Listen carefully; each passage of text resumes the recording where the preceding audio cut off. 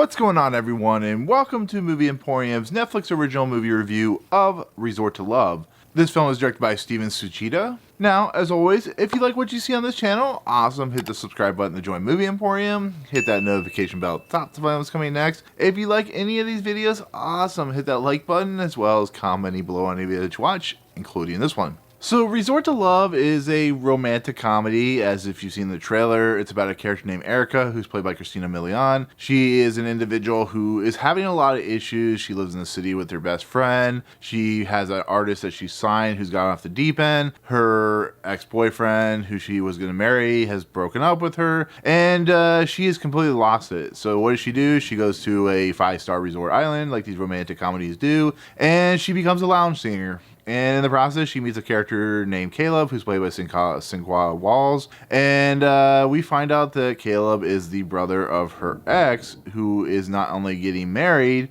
but is getting married at the same resort that Erica works at. And therefore, her ex is, of course, played by Jeryl, who plays Jason. And it becomes a very Hallmark-esque type comedy with a little more risque nature, where they have to like put off the fact that they were exes, and you know, Caleb being the brother makes another big stink in the pile of family. Jason has some qualms, and he has some, you know, reluctance about marrying her. He's still kind of in love with Erica. It's very much a typical romantic comedy if you've ever seen one. So this movie doesn't really have a lot of buzz behind it. It doesn't have a lot of, you know, push forward, because as if you watch this movie, you'll see that it's a very low budget, very kind of TV style movie. This is a Hallmark Channel movie. This is the girl who breaks up with the guy, or, you know, has gone back to her hometown, and she kind of falls for this other guy who ends up being somewhat connected to her ex or whatever, to the other town she lives in. You know, hijinks ensue and so on and so forth. So it's in essence a movie that Netflix just kind of threw out there to, you know, gain some viewership, I guess you could say. It's those types of movies where, you know, you don't go for the Oscar level entertainment, you don't go for the cream of the crop, you go for some silly romantic comedy that has terribly written characters, that has no real interest in telling a good story, and just wants to do hijinks and some dramatic, emotional, you know, humor and stuff like that. And it just, I don't know, I just found myself kind of bored by the movie. But in the end, this movie is just not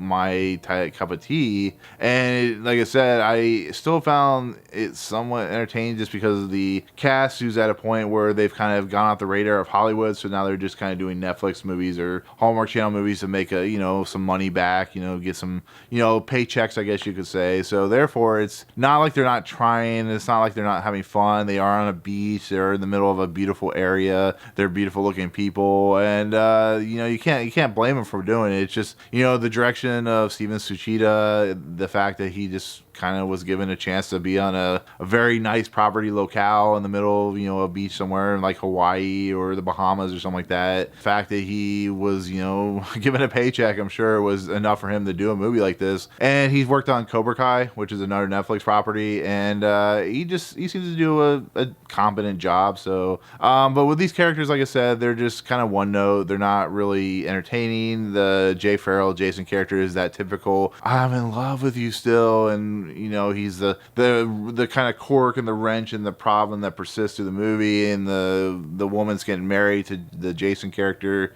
is not, you know, kind of oblivious and kind of just not there when it comes to realizing what's going on. And it's very typical. It's very pay my numbers. But you know what? It's not the worst thing I've ever seen. And it's not the best thing I've ever seen. It's just kind of, you know, middle of the road. So, but with that said, it's a film that if you like Hallmark Channel movies, or you like those just kind of brain dead type romantic comedies that borrow especially from, like, you know, Julia Roberts comedies and stuff like that, I think you'll enjoy it. But for most people, it's just going to be a kind of a look and pass. So but with that said, that is my take on Resort to Love. Thank you so much for watching. In the comments below, what do you think of these movies? What do you think of this particular genre? Are you a huge fan of the Hallmark Channel? All the good stuff. But otherwise, if you like what you see on this channel, hit the subscribe button to join Movie Emporium. Hit that notification bell at the top to find out what's coming in next. If you like any of these videos, awesome. Hit that like button, and we'll see you guys on the next video.